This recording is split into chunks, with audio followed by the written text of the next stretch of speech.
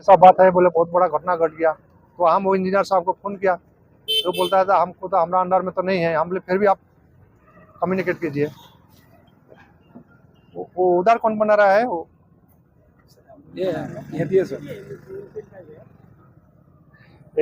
वहां से लेके भादे पांचाली तक जितना गड्ढा है पहले उसको रिपेयरिंग करो। हाँ, बुझी पाला तो कथाटू बाद में जो साइड का प्रॉब्लम है क्या है हम लोग गात भी लग मारी दिया। हाँ, आप लोग जिमान गाता से जो भी गड्ढा है हाँ। नोटेबल करो। किमान टकार काम एटू टोटल टोटल टोटल प्रोजेक्ट किमान टकार डिगबলৈকে তো নাই হোৱা ন? হা তেতিয়া হা এনেকুৱা কৰিব নাপায়। আৰু মালিকক কৈ দিয়া নাই, মালিক এবাৰ আহিটো মোকো ক'ব লাগে নাই যে এনেকে এনেকে আহিছে কাম।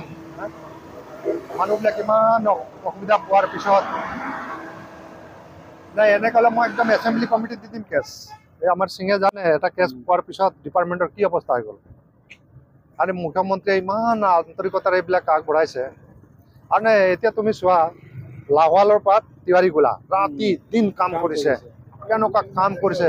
হা হা তো তাৰ তুলনাত এইটোতো চাওকচোন, মইতো ইলেকশ্যন আমি আমাৰ হেৰি হৈছিলে কি ফেব্ৰুৱাৰীৰ পৰা আমাৰ এছেম্বলি, মই ফেব্ৰুৱাৰীৰ পৰা মোটামুটি ইফালে অহা নাই।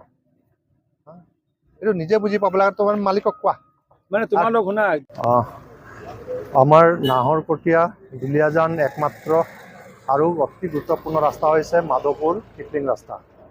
মাননীয় মুখ্যমন্ত্ৰী ডক্টৰ হিমন্ত বিশ্ব শৰ্মা ডাঙৰীয়া আমাৰ সকলো বিধায়কৰ পৰামৰ্শ অনুৰোধ মৰ্মে মৰাণৰ পৰা টিংখং নাহৰকটীয়া দুলীয়াজানৰ ডিগবৈলৈ আছাম মালাত ইতিমধ্যে আছাম মালা কাম আৰম্ভ কৰিছে। দুলীয়াজান সমষ্টিটো প্ৰায় 250 কোটি টকা অধিক পুঁজিৰে আমাৰ অনুপম শৰ্মা কনষ্ট্ৰাকশ্যনত ইতিমধ্যে কাম ৱৰ্ক অৰ্ডাৰ দিছে। কিন্তু দুৰ্ভাগ্যৰ কথা মাধৱপুৰ টিপলিং আজি পুখুৰী হৈ আছে, ডাঙৰ ডাঙৰ পুখুৰী হৈ গৈছে। পুখুৰী হোৱাৰ কাৰণে ইয়াত ষ্টুডেণ্টবিলাক Duliajan college, Duliajan girls college, Oil India চাকৰিয়াল বা বজাৰত যিনেই গৈছে এই গাঁতত পৰি তেওঁলোকৰ চাইকেল ভাঙিছে, বাইক ভাঙিছে, জখম হৈছে। এনেকুৱা ঘটনাবিলাক দৈনন্দিন ঘটি আছে। মই নিৰ্বাচনত 2 মাহ জড়িত আছিলোঁ, তাৰপিছত এতিয়া বেমাৰী হৈ মই নিজে পৰি আছিলোঁ।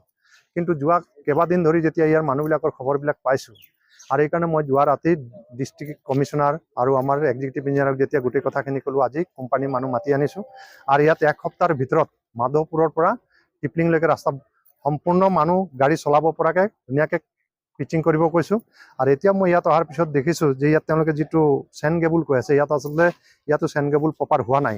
এই মাটিখিনি মই চাইছোঁ মাটি আৰু শিলে হৈছে। গতিকে ইয়াকো যাতে WPM কৰে, কি কৰে আমাৰ ইঞ্জিনিয়াৰ এক্সিকিউটিভ ইঞ্জিনিয়াৰক ছুপাৰভাইজ কৰিব দিছোঁ।